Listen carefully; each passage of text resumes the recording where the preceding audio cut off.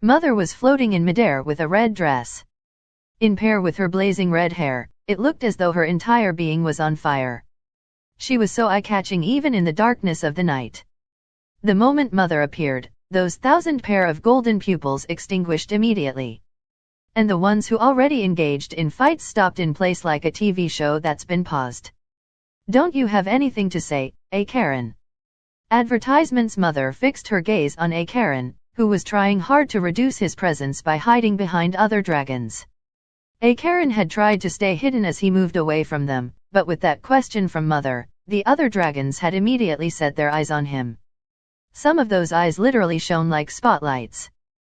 Karen was now lit up by these lights, the pitiful man looking just like a criminal surrounded by helicopters in police action movies. Karen smiled awkwardly and raised the roast meat in his claw. I am having my last meal. The festival hasn't ended yet. What do you mean by last meal?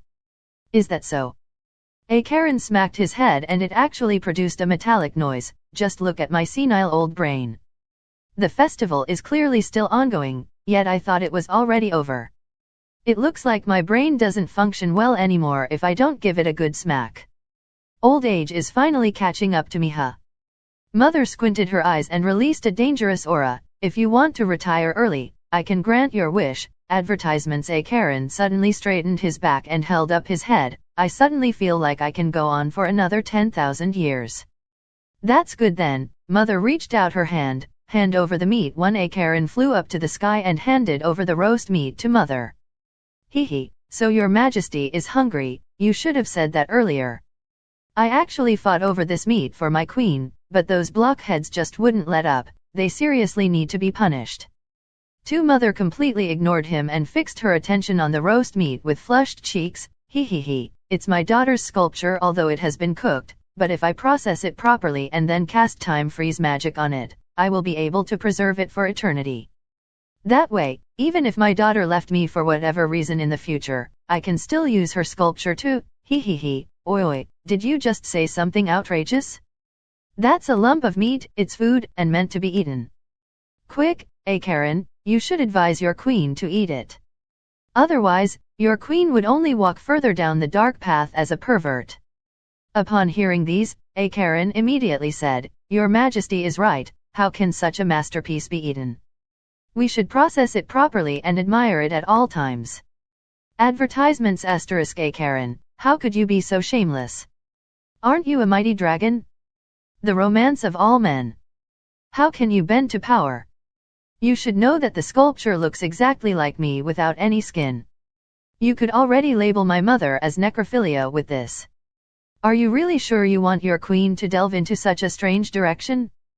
Careful that one day in the future mother might just get rid of you and make you into taxidermy mounts. Point 3 However, Karen was unaware of the future danger and continued to praise mother's taste in artwork with a virtuous face. Mother looked at the cooked sculpture with slight dissatisfaction. It's a pity that the head is missing. Then she looked towards my direction. I immediately sliced a lump of meat with the knife and stuffed it into my mouth.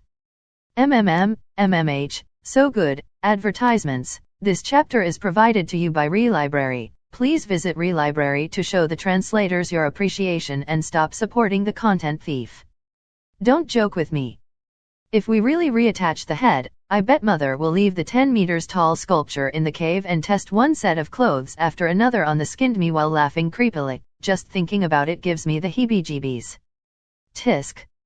Mother unhappily glanced at the sculpture head that's been messed up by me, then she looked at the sculptor. Augusta Erbustier, you sculpt a new head for me. Reject it, you must reject it. Mother is going to do something bad to the work of art. This is a blaspheme towards the masterpiece. As an artist, aren't you supposed to struggle to the bitter end to preserve the goodness of the art? The sculptor transformed into a human and bowed with the right hand on his chest. It is my honor to be at your service, my queen. How about your perseverance as an artist? Generally speaking, aren't artists supposed to be more particular about their work the more they seek perfection? For you to agree so frankly, don't you feel sorry for your work? All right, you know what? For a man, no, a dragon to salivate while looking at his work, he probably doesn't give any about that. He only cared if it tasted good or not.